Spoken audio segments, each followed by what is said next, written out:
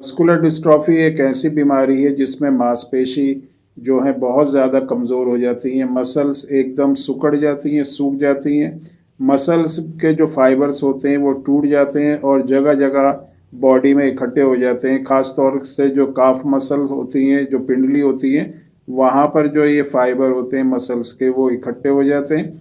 लेकिन इन मसल्स में जो है बिल्कुल जान नहीं होती और बीच बीच में जो फैट, जो चर्बी होती है, उसका डिपोजिशन भी हो जाता है। तो इस तरह से जो मांसपेशी होती हैं वो बिल्कुल कमज़ोर हो जाती हैं, इकट्ठी हो जाती हैं, सिकुड़ जाती हैं और इनके अंदर जो पावर होती है, जो इनके अंदर एक एनर्जी होती है, जो इनके अंदर एक मास होता है, वो बिल्कुल ख़त्म हो जाता है। तो यही होता है मस्कुलर डिस्ट्रॉफी में कि मांसपेशी बिल्कुल कमज़ोर होती हैं।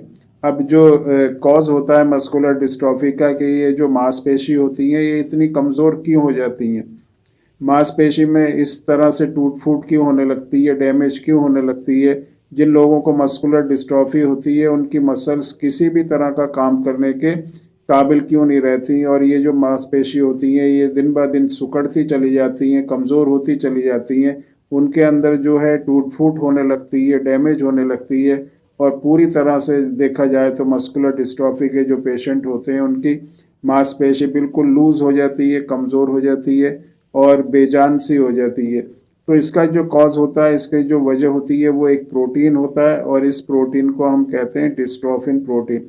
क्योंकि हमारे जो मसल्स फाइबर होते हैं, जो बंडल्स होते हैं, वो प्रोटीन से ही बनते हैं और प्रोटीन जो है हमारी मांसपेशी की ताकत के लिए बहुत ही ज़रूरी होता है और इसमें एक खास तरह का एक प्रोटीन होता है जिसको हम डिस्ट्रोफिन प्रोटीन कहते हैं।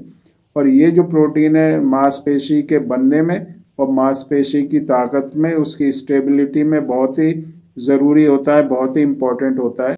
लेकिन जिन लोगों को मस्कुलर डिस्ट्रॉफी होती है उनमें क्या होता है कि ये जो प्रोटीन होता है ये बॉडी में बनता ही नहीं है। कुछ मस्कुलर डिस्ट्रॉफी में, जैसे ड्यूशेन मस्कुलर डिस्ट्रॉफी डीएमडी है, उसमें प्रोटीन बिल्कुल ही नहीं बनता।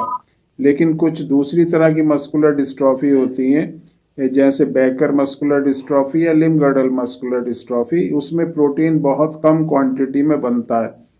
अगर ये कम क्वांटिटी में बनता है जब भी मसल्स जो हैं वीक होती हैं और अगर ये बिल्कुल ही नहीं बनता है जब भी मसल्स जो है वीक होती हैं, लेकिन इसकी प्रोग्रेस जो है थोड़ी, उसका जो स्पीड होती है, उसका जो रेट होता है वो थोड़ा अलग होता है। डीएमडी में जो ये बीमारी होती है बहुत तेज़ी से बढ़ती है और बहुत ज़्यादा कमज़ोरी हो जाती है। लेकिन बैकर और लिम्ब-गर्डल मस्कुलर डिस्ट्रॉफी में वीकनेस बढ़ती है लेकिन आहिस्ता आहिस्ता बढ़ती है और बहुत टाइम तक जो है कि बहुत से पेशेंट में ऐसा देखा गया है कि सिम्टम आने के बाद भी कई कई साल तक उनकी जो कंडीशन होती है वो स्टेबल बनी रहती है, लेकिन आगे जाके अचानक से फिर उनको वीकनेस महसूस होने लगती है और दिन ब दिन फिर कंडीशन ख़राब होने लगती है।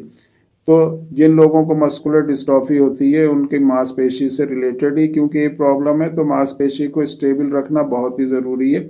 मांसपेशी में स्ट्रेंथ बना के रखना बहुत ही ज़रूरी है और मांसपेशी में स्ट्रेंथ बनाने के लिए एक तो प्रोटीन रिच डाइट हमको लेना है, कुछ आपको जो है अच्छी एक्सरसाइज करनी है जिसको फिजियोथेरेपी वगैरह कहते हैं।